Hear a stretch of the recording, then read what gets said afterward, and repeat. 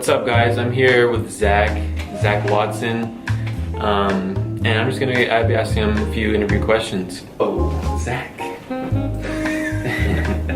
You're a teacher. Yeah. How long have you been teaching? I've been a teacher for 3 years, 2 as an 8th grade math teacher at a middle school, and 1 at an alternative school in New Hampshire. How do you like the teacher experience? It's certainly challenging. A lot of people ask me if I like my job, and I've refused. I've gone on strike from just saying yes. I feel like I have to love it, or else I should probably quit. Because there were moments this year. So we just finished on Monday, and there were moments this year where if I didn't really care, if I didn't really feel passionately about making a difference for these individuals, if I were a different version of myself, I would have quit. But there's really there's one student, he's probably watching this, is he would give me a hard time, not even because he's mad at you, just because he can't stop talking. Yep. And when you try to move his seat, when you try to talk to him out in the hallway, when you try to move him to another classroom, he just refuses to. It takes 45 seconds to 2 minutes to move him anywhere. Very stubborn. And last day, tears in his eyes, he gave me multiple hugs. Yeah. And he's like, "I'm so sorry for the way I treated you this year." Oh, man. And I think it made all the sort. It's hard to say whether I was suffering or not, because I'm usually able to snap out of it and notice that I'm being emotional in that moment, and be like, I'm here to develop this young guy. But I think those are the moments in the end, and I know a couple of my other teachers, they say, you won't know the difference you've made until maybe 10 years down the line you'll bump into someone in the grocery store. So when you come to adversity, with your kids, how do you handle that? When adversity comes your way, whether you're dealing with kids or whether you're dealing with anything in life, what's the best way you handle that? I definitely start with listening to my thoughts. I try to meditate almost every morning, so that I can acknowledge what's going on between my ears. And when I do more of that, when I can notice, I'm being overly emotional, or I'm reacting instead of responding in your video, that's when I start making poor choices. I think I've only sworn 3 times in front of my students. Every once in a while I'll mouth it, but I won't say it out loud. But I know that those are the moments that I'm being emotional. Just trying to be mindful of the moment, knowing what's in front of me. If there's a student screaming their face off at me, just thinking about what's my goal here. Sometimes it's to teach them a lesson. Sometimes it is to get the class back on track. Exactly. So being mindful of what your intention in that moment is. Is it important that I get into it with them, or is that going to just waste class time? Do I need to just remove them from the class or get them down to the main office? Or is this a valuable lesson that I can speak to them out loud in front of this class and they'll all get something from it? So, for example, if this happens all the time, I or someone else will do something rude to another student, but you're being racist, and I'd be like, how is me not forgetting to give you a piece of paper being racist? He's like, "'Cause I'm black." I'm thinking of one student in mind right now, and I'll say, what does that have to do with race?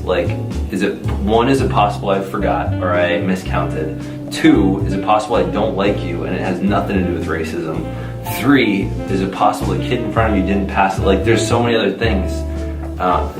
And so, those are moments I often keep the intention of talking to the whole class. Other times when they're just mad about something I did, it's usually trying to remove them. So be mindful of what your intention in the moment is and respond based on that intention. And I totally agree with you, and I can't tell you how many times I've heard that excuse, "'Cause I'm black," or "You're being racist." It's I joke around with my girlfriend. Yeah. Because she's white, I'm black, and her whole family, is very close together, and I come from a totally different background from her, and I use that just to joke around with her. I'm like, "Oh, you said that because I'm black?" She's like, "Oh my God, shut up!" And I'm just kidding. I see where you're coming from, especially handling with the kids. Is especially dealing with kids, because I lifeguard, so I deal with all ages. And when you say being mindful of the moment and letting your thoughts render, and then responding off of those rendered thoughts, I think is a very good thing to do, because not a lot of people have the patience to do that. Yeah. And that is a great deal of patience. I honestly think that meditation has brought me a lot of the ability to take a step back in those tough moments. Exactly. I can't tell you how many things meditation has helped me with. I used to have really bad anxiety. Yeah. And it's to the point where I just curl up in a ball and just, secluded myself from everyone. I didn't want to have to do anything with anybody, and I was just letting my thoughts literally control my body. And once I started meditating, I can't tell you how relieved and I could just relax, What is your favorite Disney, Pixar, or DreamWorks movie off the top of your head? Just like one of those inspiring animated movies. Frozen, Moana. That was my answer too. So good. I like that one. That was really good. I love singing I love the song "You're Welcome," but the video that I forget the singer's name, but him and Lin-Manuel Miranda. I love rapping that part. Moana was definitely the standout film that I enjoyed. Yeah, fantastic. Zach, what made you want to create a YouTube channel? So it started as a marketing system for my book. It started to really evolve. So I started sort of doing maybe 3 to 10 minute sort of advice thing. This book right here, backwards with ideas over coffee. True new thoughts, take new actions, join the weird. Try new thoughts. Oh yeah, try new thoughts. Zachary A. Watson. Where can they find this book? I'll give you the link so you can put it in the awesome. The link will be in the description, guys. Yeah, so it started as a marketing thing, and then I'm trying to remember what changed, and then I started adding. I realized a bunch of my students in homeroom were logging in, so then I realized it was more fun including students and stuff. So then it became a ton of things. It became this fun thing. I could just journal sort of. I could speak my thoughts. I could advertise a little bit for my book. I could do math and origami, and then I started adding poetry in there, and kind of I don't really like the calm poetry. I like rapping kind of, even though I'm really not a great rapper. Yeah.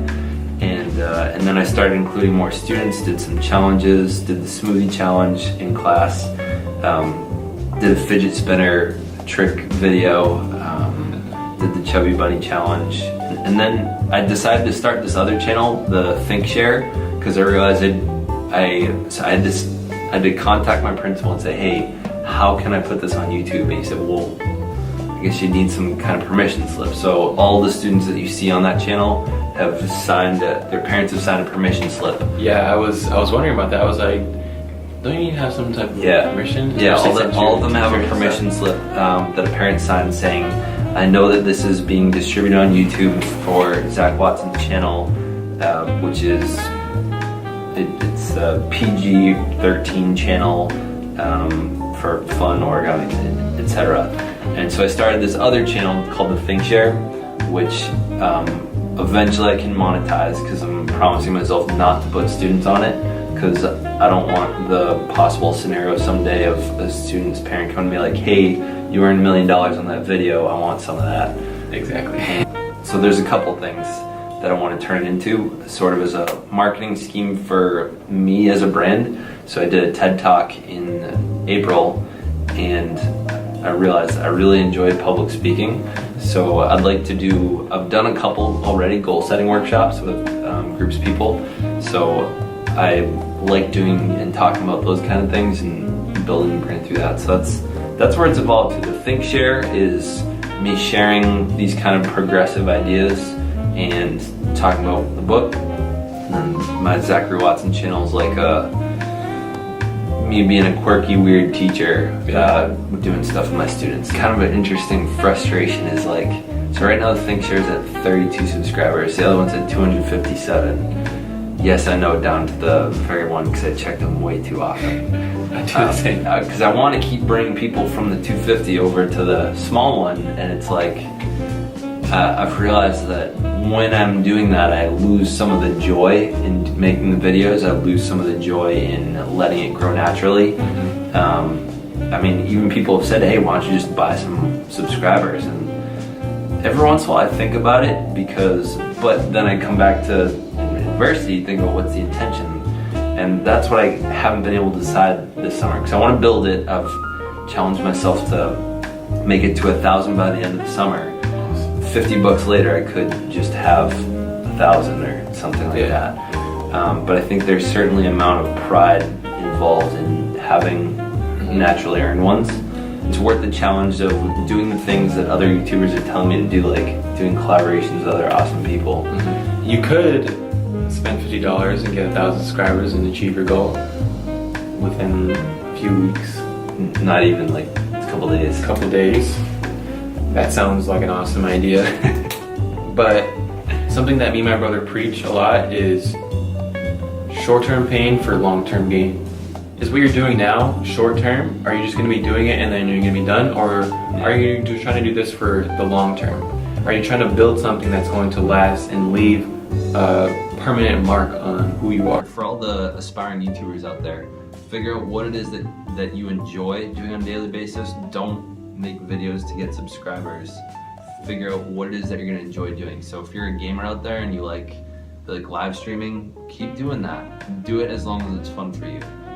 The moment that you start making stuff only for subscribers is the day your channel will probably start to die. Every time I get a new subscriber, I get super excited. I tell my brother, I'm like, yes, you got 75 now. He's like, yes, progress. I remember starting at like 520. I remember I was stuck at like 37 and 39 for a few months. At points, like subscriber count went up a lot. Yep. And then it goes slow. But every time I get a new subscriber, I get super excited. I think I subscribed in the 50s. Yeah, Yeah. that's awesome. How long have you been making them now? I just hit a year, like a month or two ago. Cool. Technically I started in 2008, but I started consistently doing it last September. Awesome. That's awesome. So many people out there starting businesses, starting artwork, starting anything. It's so easy to get bogged down in perfection that, and I talk about this in my TED Talk too, that it stops action. So I dedicate it to anyone out there that wants to develop a book. It took me 250 hours, I estimated, of work, which over a year, if you were to take maybe 10 hours per week, so that's, if you did an hour a day during the week and then you did 5 on the weekend, you could have it done in half a year. And some people think that they need to like take work off for half a decade to do a book. Like, Yeah. It's not. I can appreciate some people want to make masterpieces of art, but I think at some point it's more important to have yourself out there than it is to keep it on in your brain or on the Word doc or whatever. I totally agree with that. So that was our interview with Zach Watson, a teacher, weird guy, you know, plays a whole bunch of different sports, dodgeball champion, whatever it might be, but I'll have his channel in the description. Where can I find you? What's the best way to find you? Probably YouTube. I'm probably looking at that the most. You can find me on Facebook, Twitter, Instagram. I can throw those in the comments too. We'll get his Twitter, Instagram, Facebook, and his channel all in the description. So follow him, subscribe to him on his YouTube. And you can count on daily uploads for the ThinkShare for the foreseeable future. Just remember, subscribe to his channel, subscribe to my channel. We're growing, the world's changing. People are expressing themselves, becoming more aware, and life's great. Thanks for watching. Later.